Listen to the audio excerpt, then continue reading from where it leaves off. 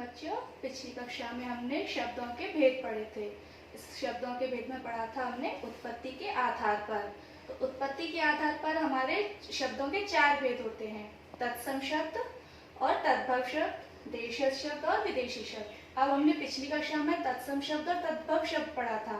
आज हम पढ़ेंगे देशज शब्द। देशज का अर्थ है देश में उत्पन्न, यानी कि जो हमारे देश में ही बना है वो देशज शब्द है। जो शब्द देश के विभिन्न क्षेत्रों से तथा आम बोलचाल की भाषा से लिए गए हैं वे देशज शब्द कहलाते हैं।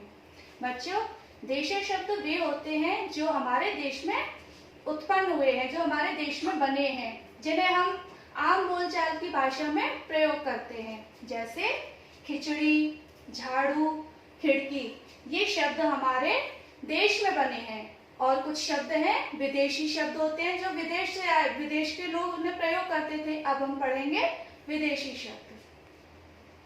देखिए विदेशी शब्द। विदेशी शब्द क्या होते हैं?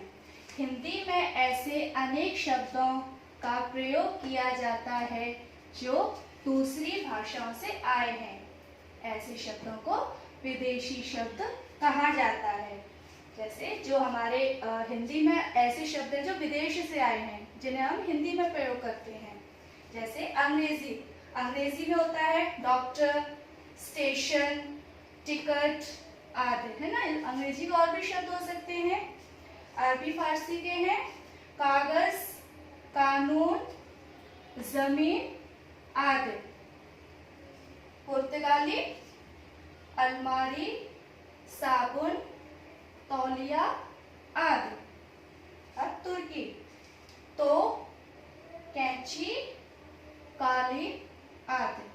तो बच्चों, ये हमारे जो अंग्रेजी, अरबी, फारसी, पुर्तगाली, तुर्की, ये जो सारे शब्द हैं ये विदेशी शब्द हैं। इन्हें हम हिंदी में प्रयोग करते हैं। ठीक है। अब आपका गृह कार्य है कि आपको इन्हें अपनी कार्य पुस्तिका में अच्छी राइटिंग में लिखना है और इनको याद करना है।